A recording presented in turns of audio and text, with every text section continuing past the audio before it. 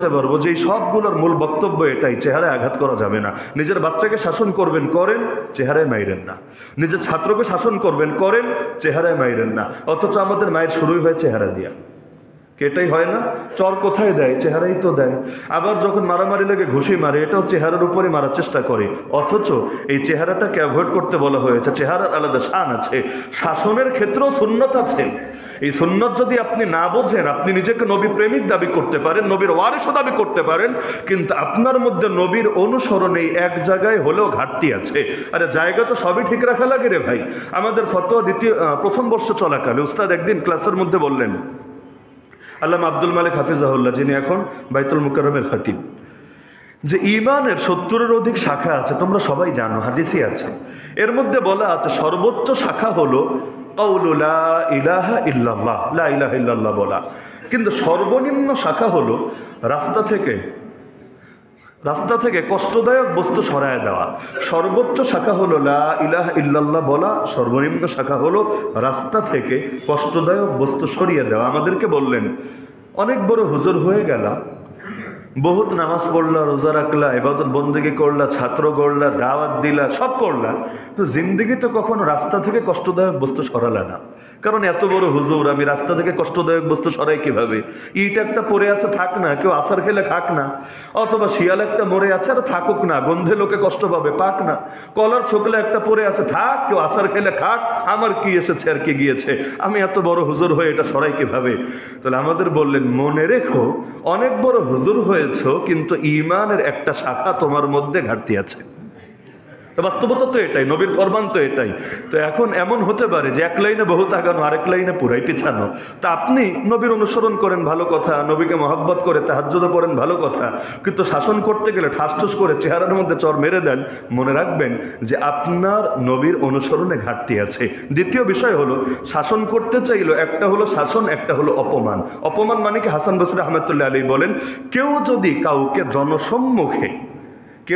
কাউকে জনসম্মুখে তার দোষ ধরায়, তাহলে সে আসলে তার কল্যাণ কামনা করলো না, বরঞ্চ সে তাকে লাঞ্ছিত করলো।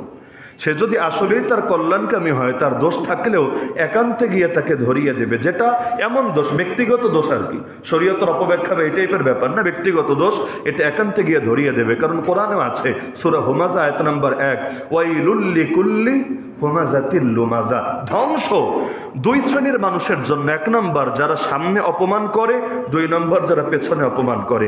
এক নম্বর যারা সামনে বদনাম করে, দুই নম্বর যারা পেছনে বদনাম করে।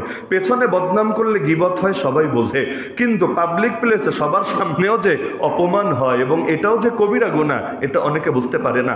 আনজিলিন নাসা মানাজিলাহুম, হাদিসে আছে, মানুষকে তার প্রাপ্য মর্যাদা দিবা। প্রত্যেকের যে লেভেল আছে, যে স্তর আছে, ওই স্তরেই তাকে নামায়া তার সাথে সেভাবে আচরণ করবা। তো সম্মানী ব্যক্তির সম্মান বজায় রাখা, এটাও নবীজির সুন্নাত। কেউ যদি না রাখে, তাহলে তারও আল্লাহর নবীর অনুসরণে এখানে ঘাটতি আছে।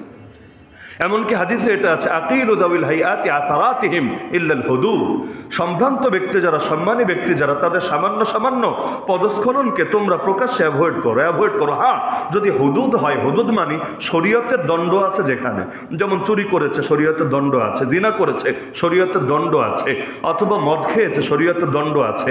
এমন কিছু অপরাধ আছে না যেগুলোর ব্যাপারে কোরআন হাদিসে শাস্তি বর্ণিত আছে, এগুলো তো ছাড় দেওয়ার সুযোগ নাই। কিন্তু যেগুলো এত বড় কোনো বিষয় না, টুকিটাকি বিষয়, এগুলো তো সম্মানী ব্যক্তি সম্মান বজায় রাখতে হয়, এটাই নবীর ফরমান। কেউ যদি এটা না বোঝে, আল্লাহ নবীর সুন্নত অনুসরণে তার নিজেরই ঘাটতি আছে। তো এখন এজন্য মালাকুল মউত এসেও মাথার দিকে বসার পরে ফায়াকুল, তিনি সম্বোধন করে বলতে থাকেন, আইয়াতুহান নাফসুত তাইয়্যিবা, হে পবিত্র আত্মা, কানাত ফিল জাসাদিত তাইয়্যিব, যা ছিল পবিত্র দেহের মাঝে, আত্মাও পবিত্র, দেহটাও পবিত্র। এরপর তাকে বলতে থাকে, উখরুজি ইলা মাগফিরাতিম মিনাল্লাহি ওয়া রিদওয়ান, তুমি চলে আসো, বের হয়ে আসো আল্লাহর পক্ষ থেকে ক্ষমা এবং সন্তুষ্টির দিকে। তোমার জন্য আল্লাহর পক্ষ থেকে মাগফিরাত বরাদ্দ আছে, সন্তুষ্টি বরাদ্দ আছে। আল্লাহর মাগফিরাত তোমাকে হাতছানি দিয়ে ডাকছে, জলদি চলে আসো, জলদি চলে আসো। অন্য হাদিস আরো বিভিন্ন শব্দ আছে, আবশিরি বিরাউহিন ওয়া রাইহান ওয়া রাব্বিন গায়রি গাদবান, তুমি সুসংবাদ গ্রহণ করো আল্লাহর রহমতের, সুসংবাদ গ্রহণ করো জান্নাতের ঘ্রাণের। আরে তুমি চলে আসো না জলদি, কেন? তুমি সুসংবাদ গ্রহণ করো এমন রবের যেই রব তোমার উপর মোটেও রাগান্বিত না, তোমার উপর বড় খুশি আছে। এভাবে যখন বলতে থাকে, যদি এভাবে ডাকতে থাকে, আরে দুনিয়াতে ডাক দিলেও তো মানুষ লাফায় লাফায় গিয়ে নামতে থাকে, কারণ সুসংবাদ আছে, এখানে আবার যায় নাকি।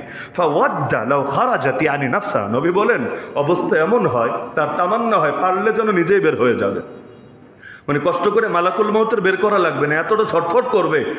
রাস্তায় দেখেন না, বিরিয়ানি দেওয়া শুরু করলে লোকের অভাব হয় না। মসজিদে যেখানে তবারক দেয়, যেই পোলাপানগুলো নামাজ পড়ে নাই, বস্তি থেকে ওরাও দৌড়ে দৌড়ে আসে, ছুটে ছুটে আসে। কেন? নামাজ পড়িনি, এক পাপ করেছি, তবারক না নিয়ে কি আরেক পাপ করবো নাকি? না, নামাজ না পড়লে নাই, কিন্তু তবারক নিতে হবে, জীবন যুদ্ধে আগায় থাকতে হবে অন্তত এক্ষেত্রে। এখন দুনিয়াতে যেমন মানুষ ভালো কিছু দেখলে ছটফট করতে থাকে, একইভাবে এর চাইতে আরো বেশি ছটফট করবে, পারলে যেন নিজে বের হয়ে আসবে এমন অবস্থা। ফায়ামুতু হিনা ইয়ামুতু ওয়া হুয়া ইউহিব্বু লিকা আল্লাহ ওয়াল্লাহু ইউহিব্বু লিকাহু। তো সে যখন মৃত্যুবরণ করে অবস্থাটা এমন হয়, সেও আল্লাহর সঙ্গে সাক্ষাৎ করতে ভালোবাসে, আল্লাহও তার সঙ্গে সাক্ষাৎ করতে ভালোবাসেন। সহিহ বুখারীতে হাদিস আছে, রাসূল বলেন মান আহাব্বা লিকা আল্লাহ আহাব্বাল্লাহু লিকাহু, যে ব্যক্তি আল্লাহর সঙ্গে সাক্ষাৎ করতে ভালোবাসে, আল্লাহ তার সঙ্গে সাক্ষাৎ করতে ভালোবাসেন।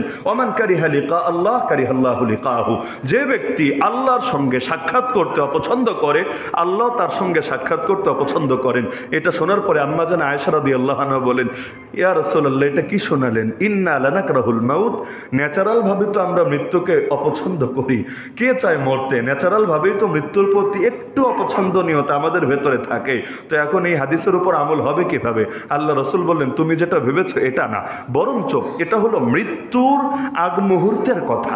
মৃত্যুর আগ মুহূর্তে যখন ফেরেশতা সুসংবাদ শোনায়, মুমিন আল্লাহর সঙ্গে সাক্ষাৎ করতে পাগল হয়ে যায়, ওই অবস্থার কথা বলা হয়েছে। আর যখন পাপিষ্ঠ কেউ মারা যায়, ফেরেশতা এসে ভয় দেখায়, তখন আল্লাহর সঙ্গে সাক্ষাৎ করতে চায় না, আল্লাহর থেকে ভাগতে চায়। তো মৃত্যুর সময় যে আল্লাহর সঙ্গে সাক্ষাৎ করতে ভালোবাসে, কেন? কারণ সুসংবাদ পেয়ে গেছে, আল্লাহ তার সঙ্গে সাক্ষাৎ করতে ভালোবাসেন। ফালা ইয়াজালু ইউকালু লাহা যালিকা হাত্তা তাখরুজা, তাকে এভাবে সান্ত্বনা দেওয়া হতে থাকে যতক্ষণ না তার প্রাণ বের হতে থাকে। ওই ডাক্তাররা অনেক সময় করে না, কষ্টকর কাজ করবে, বা অনেকে আছে ওই বাচ্চাদেরকে ইনজেকশন দিতে গেলে কি ভয় পায়, তো এদেরকে বিভিন্ন জিনিস দিয়ে ভোলায় রাখে, বিভিন্ন কথা বলতে থাকে, কোন ফাঁকে একটা দিয়ে দেয় টেরি পায় না। তো ফেরেশতারা এমন মজায় মজায় আমাদেরকে রাখবে, কোন ফাঁকে যে জানটা কবজ করে ফেলবে বান্দা অত বেশি টেরও পাবে না, এতটা তাদেরকে ভুলিয়ে রাখবে। ফাতাখরুজু তাসিলু কামা তাসিলুল কাতরাতু মিন ফিস সিকা। আল্লাহ রাসূলের কি উদাহরণ! রাসূল বলেন যে মস্ক চেনেন আপনারা, বা কলস তো চেনেন, কলস থেকে পানি যদি ঢালতে চান তাহলে পানি পড়তে খুব কষ্ট হয়, ইয়া বড় মুখ কষ্ট হবে কেন? এটা তো আর ওই আমাদের ট্যাপ না, উজুর ট্যাপ না, মানে যেগুলোতে আমরা উজু করি। কলস এভাবে বাঁকা করতে দেরি, পানি গড়িয়ে পড়তে দেরি না। আল্লাহ রাসূল বলেন যে মস্কের মুখ থেকে, পানির পাত্রের মুখ থেকে, কলসের মুখ থেকে যেভাবে পানির ফোঁটাগুলো গড়ায়া পড়ে, মুমিনের জানটাও তার ভেতর থেকে এভাবে গড়ায়া চলে আসবে। হাত্তা ইদা খারাজাত রূহুহু, যখন তার রূহ বের হবে, সাল্লা আলাইহি কুল্লু মালাকিন বাইনাস সামাই ওয়াল আরদ, আসমান আর জমিনের মধ্যে যত ফেরেশতা আছে, সংখ্যা যতই হোক, যত ফেরেশতা আছে, সব ফেরেশতা মিলে ওই মুমিন বান্দার জন্য আল্লাহর কাছে ক্ষমার দোয়া করতে থাকে।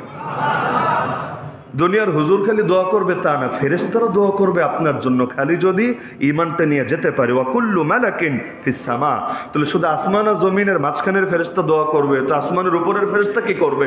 নবী বলেছে না, ওরাও দোয়া করবে।